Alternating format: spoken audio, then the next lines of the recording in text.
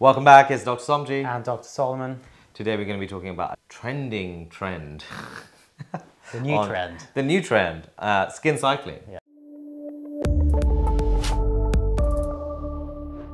So invented by Dr. Bo in the States. I think it's really cool because it just splits everything down in what is a very confusing market, and it just gives people almost a framework to say, I want to be safe in looking after my skin, and it also introduces good ingredients to patients so that it can actually get benefits with their skincare. So let's start with skin cycling. What exactly is it? So you tend to go through different cycles. So it's normally a 4-day cycle, and each day, within each cycle, you're doing something a little bit different. So you're going to split that up into using different ingredients tailored to what you're doing. So first is exfoliation, then you're using retinoids, and then you're using things to help with the skin barrier. And those are 3 simple things you probably should be doing. There are other things that you should be doing in the AM time, but it's more about what you're doing at night. So let's go to the first night. So what are you going to do on night 1? So night 1, the principle is to exfoliate the skin. Okay, so how are you going to do that? Are we going to like scrub it? Well, there are 2 ways you can exfoliate the skin. One is you can physically exfoliate. You can exfoliate using a sort of physical product, using either an abrasive brush or an abrasive sponge, or using an abrasive wash. As you know, there are many washes that do have sort of sediment in it or sediment-like material. And then there's a chemical way of doing it. And the chemical way would be to mix or to use one after the other an AHA acid and a BHA acid. Now, if that doesn't make any sense, we will go into what an AHA and a BHA acid is, what they are rather, in a different videos. But in brief, we'll talk about some products which do fall under the AHA and BHA category. So physical exfoliation or chemical exfoliation. I think best we start with the chemical exfoliation. Yeah, I mean, you should start with chemical exfoliation. We don't like physical exfoliation that much because it can actually damage the skin barrier a lot more. You can't be very even with it, and it doesn't really, sometimes you can create too much inflammation that can actually damage the skin and almost cause like kind of scarring, I guess. So this is the most famous AHA BHA blend. Everyone knows about this product. There's a video telling you how to safely use this as well, which I think is really important. I think you should check it out on all of our social media like TikTok, Instagram, blah, blah, blah, everything, Pinterest nowadays. So AHA, BHA, fantastic as a general blend. It can be quite strong. Paula's Choice, do a good one as well. I've compared both of these. If I'm gonna use one and I've definitely got the budget, then I'd probably use the Paula's Choice one over the ordinary one, but this is absolutely fine. And you don't want to overuse this. So this is the reason why you just use this essentially once within a 4-day cycle. What sort of things is this going to help when you're doing the exfoliation? With the AHA and BHA, you're dekeratinizing skin, you're softening the skin by removing that keratinized layer, which allows more ingredients to penetrate through with other products, for example. You're also improving skin cell turnover by encouraging those cells to turn over and promoting new cell growth. And you can be specific with which type of acid you use. So if you've got sensitive skin, lactic acid is really quite useful. You can get good ones from the ordinary. If you've got lighter skin types and you're worried about kind of acne-prone skin and a little bit of pigmentation, then things like glycolic are really good. Drunk Elephant do a good one. Their serum is quite nice.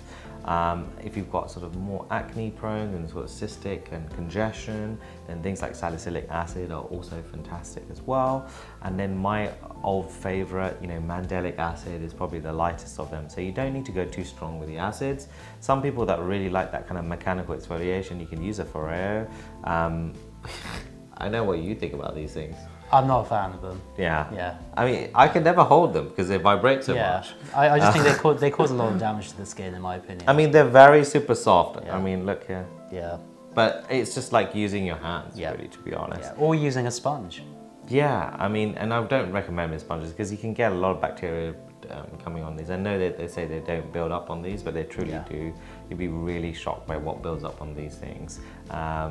Kids' toys in the bath, they can be a real source of things that are dirty and stuff. So I think that anything that you can't thoroughly cleanse, i.e. not your hands, then you don't really need to be using anything mechanical. So night 2. So you've used night 1, you've used exfoliation. Night 2, what are you going to be doing? So night 2, retinoids. We'll be using retinols, which fall under the family of retinoids. And retinoids and retinols will promote cell growth and cell turnover by gene transcription. What does that mean in in plain language, essentially it is promoting cell growth at the cellular level by switching on the cells. Yeah, so cell turnover, new cells formations, also releases a lot of the sebum that's stuck in those sebaceous glands, so getting rid of that oil and thereby reducing inflammation. So retinoids, you have to start low and go slow. So because this is a 4-day cycle, essentially within a week, you'd probably only use it once or twice. If you're going to increase the amount of time that you're going to use retinoids, you want to really get it up to using it like every day. And that's one of the things with skin cycling where, you know, you might reach a level of how much your skin's going to improve. But you can probably afford to start with something maybe a little bit stronger, like a 0.5 in squalane from The Ordinary. There are also some nice ones from the Drunk Elephant in terms of like a nice cream-based formulation, which is also pretty good. You used to like the La Roche-Posay one, the B3 one. And these things are like more kind of textured around, let's say, anti-wrinkles. So you want to choose the right retinoid for what you're doing. So if you've got acne, I was a firm believer of Adapalene gel prescription grade is probably a good one to start with. If you want anti-aging, the strongest is going to be some tretinoin that you're going to be using. And then if it's just general anti-aging and a little bit more benefits and mild acne, then you can use over-the-counter retinols. I think that's going to be quite nice. I wouldn't bother with any retinol esters and things like that because they're just too weak retinoids and they're not really going to change, especially if you're doing skin cycling. You want something a little bit stronger because you're only going to be exposed to it for a short period of time. Yeah, and the principle behind using the retinols on the second night is that you've softened that skin layer, you've dekeratinized the skin with the exfoliation. Absolutely, yeah, and that's really cool. So you want to kind of cleanse the skin, dry the skin, apply the retinoids. If you're really super sensitive, it's important to start maybe putting a little bit of moisture on afterwards. So a nice like kind of simple moisturizer, like for example from the CeraVe or from Cetaphil are also fantastic just to help with the barrier. Cetaphil's in particular quite nice because it's got niacinamide which helps with the barrier. But yeah, generally that's what you're going to do on night 2. Night 3 and 4 is basically recovering from what you did in night 1 and 2, which is just basically repair. So it's like hangovers as you get to 40, you know, like they just get a little bit, you take longer to recover. So before it used to be a day. Before it never used to be a day. Actually, next morning I used to be fine. Hours. Hours, and now it's like 2 days. So this is like hangover recovery from your like acids and the retinoids that are essentially sometimes a little bit more harsh to the skin. So what builds the skin barrier? So we want to use some sort of emollient. We can use either a hydrating base layer and then an emollient, for example, the CeraVe. So what would you use as a base layer if you're going to be doing this? A good base layer would be something like squalene. Squalene, maybe a squalene hyaluronic acid hybrid. Mix. So the one from The Ordinary is pretty cool. You can use a squalene cleanser, which I think is really nice. You can make the cleanser maybe a little bit more gentle, so you can use like this cream one from CeraVe, which is quite nice. Put a layer of squalane on, add some hyaluronic acid, and then maybe finish up with a little bit more of a thicker emollient as well. Thick emollient, something paraffin based, which will just seal everything in and repair that barrier. And so essentially you've completed the cycle, allow everything to recover, and then begin it again. Yeah, and I mean, look, Dr. Bo's really done this. It's quite simple, and I think it's kind of foolproof because you're not going to get too much sensitivity as a result of this. On one of those nights, you probably would want to slug as well, right? Because, so just watch our slugging video. Our slugging video is a little bit more controversial because we talk about actually just incorporating all of this in one day, which is what you said before this video. Why can't you just do it all in one day? I mean, you could.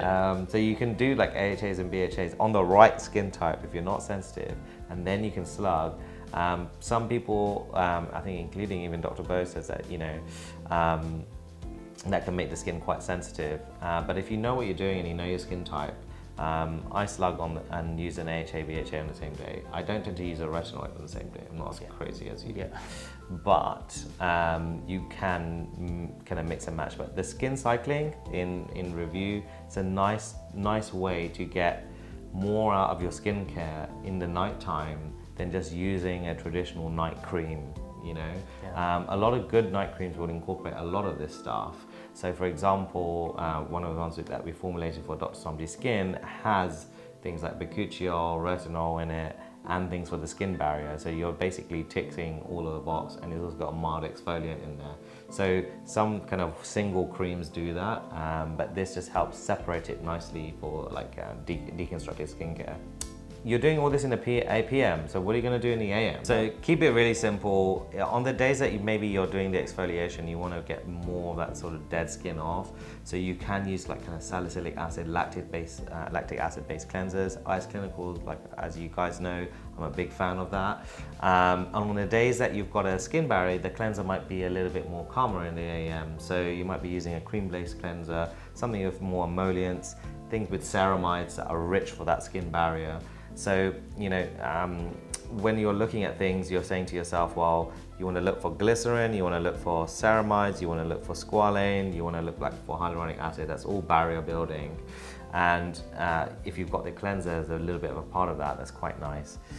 On antioxidant fronts, probably vitamin C is going to be your basic go-to, because this is about essentially starting a nice structured skincare program, and vitamin C during the daytime is not going to interfere with what you're doing in the evening. So vitamin C is going to be a good option. So, you know, keep it simple.